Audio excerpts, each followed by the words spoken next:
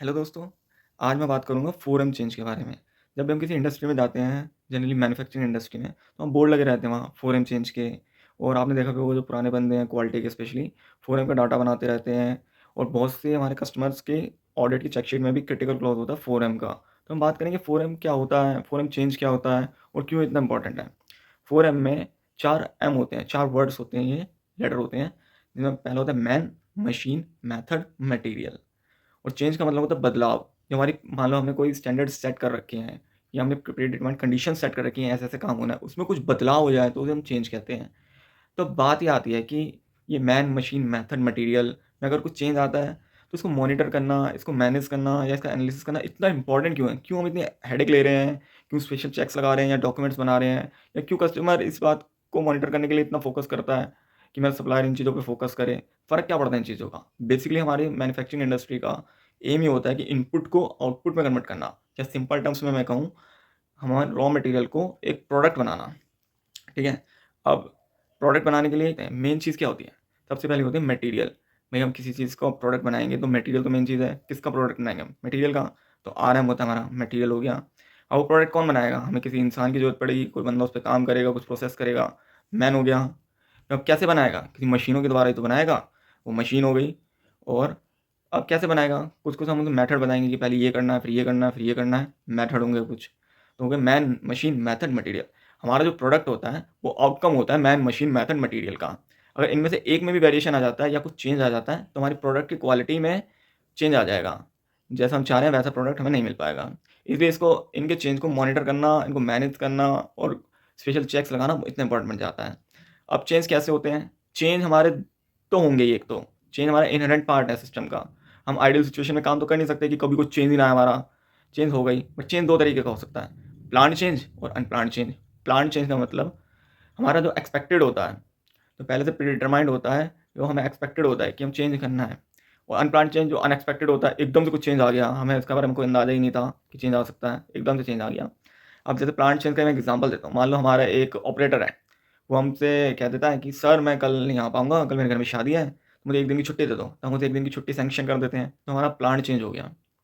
दूसरा, अब हम हमारा ऑपरेटर मान लो शिफ्ट के बीच में बीमार हो गया और वो घर चला गया, तो ये अनप्लान्ड चेंज हो गया, हमें एक्सपेक्टेड नहीं थी ये चीज़, वो अनप्लान्ड चेंज हो गया। अब इन दोनों कंडीशंस में हमें क्या-क्या स्पेशल चेक्स लगाने हैं कि हमारा जो पार्ट बन रहा है, वो ओके बने और कस्टमर के पास कोई गलत पार्ट ना चला जाए। जैसे हमारे 3 तरह के स्पेशल चेक्स होते हैं 4M चेंज की कंडीशन में। Retroactive inspection, setup approval, containment inspection.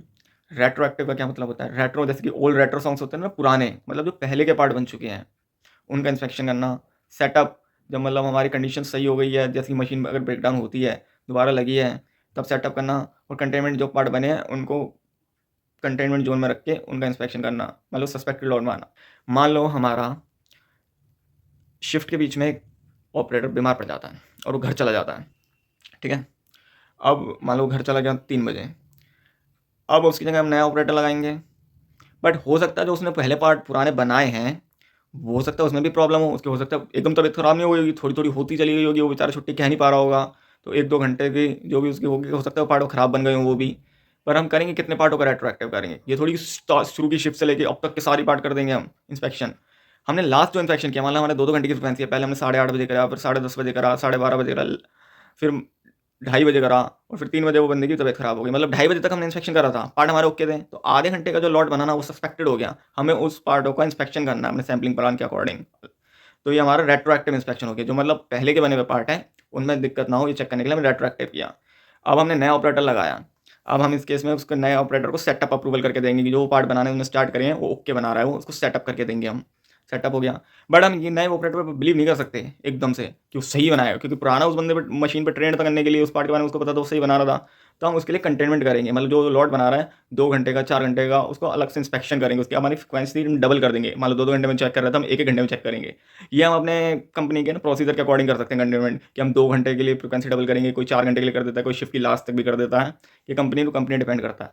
अब मान लो कोई हमारा प्लांट चेंज है, कि हमारा ऑपरेटर ने कहा कि मैं कल नहीं आऊँगा सर, मैं कल छुट्टी पे रहूँगा। इस केस में हमने रेट्रोएक्टिव करने की ज़रूरत नहीं है, क्योंकि जैसे पहले के जो पार्ट बने हुए हैं, वो तो ओके ही बने हैं, उसमें तो कोई प्रॉब्लम है ही नहीं। इस केस में हमें सिर्फ सेटअप करना है और कंटेनमेंट करना है। तो कई बार ना बंदे कन्फ्यूज़ रहते हैं, 4M का डाटा जो बनाते हैं जनरली 1 या 2 साल का एक्सपीरियंस होता है, जीईटी, डीईटी से बनवा लेते हैं। तो एक ना वो रहता है मिसकंसेप्शन कि बंदों को पता नहीं होता कि रेट्रोएक्टिव कब करना है, सेटअप कब करना है, कंटेनमेंट कब करना है, वो तीनों भर देते हैं चेक शीट या कई बार समझ नहीं आता, पूछते रहते हैं अपने सीनियर से, कन्फ्यूज़न सी रहती है। तो ये कन्फ्यूज़न दूर करने के लिए मैं बताता हूँ, रेट्रोएक्टिव हमें उस केस में करना है, जब हमारी ये संभावना बने कि जो हमारे अब तक पार्ट बने, उनमें भी दिक्कत हो सकती है, जनरली अनप्लान्ड चेंज में। मान लो मशीन का कोई ब्रेकडाउन आ गया, तो हो सकता है मशीन में पहले से कुछ प्रॉब्लम चली हो, इस केस में हमें रेट्रोएक्टिव करना है। और मान लो हमें मशीन का पीएम करना है कि पीएम का टाइम आ गया, मतलब मशीन तो हमारी ओके है, मतलब पुराने पार्ट तो ओके ही बने होंगे, तो इस केस में रेट्रोएक्टिव करने की जरूरत नहीं है। हम इस केस में जब हमारा मशीन का पीएम है या ब्रेकडाउन के बाद जब ठीक होकर आएगी, जब हम इसका इंस्पेक्शन करेंगे तो सेटअप करके देंगे हम कि हाँ इसके पार्ट ओके बन रहे हैं, और फिर हम उसके 1 या 2 घंटे की अपनी प्रोसीजर के अकॉर्डिंग उसका कंटेनमेंट करेंगे कि हाँ ये पार्ट सही बना रही है मशीन। तो हमें रेट्रोएक्टिव कब करना पड़ता है, जब हमारे पुराने पार्ट भी सस्पेक्टेड हो कि उनमें भी दिक्कत हो सकती है। सेटअप जब करेंगे, जब मशीन या टूल हमारा ब्रेकडाउन से वापस आ जाएगा या नया ऑपरेटर जब काम स्टार्ट करेगा उसको सेटअप करके देंगे। और कंटेनमेंट उसका जब हमारा मशीन या ऑपरेटर पार्ट बनाना स्टार्ट कर देगा, उसका जो लोड बनेगा वो इंश्योर करने के लिए पार्ट ओके ही बन रहे हैं, उसका हम अलग से डबल फ्रीक्वेंसी करके इंस्पेक्शन करेंगे, वो हमारा कंटेनमेंट हो गया। तो कन्फ्यूज़ होने की ज़रूरत नहीं है। Thank you.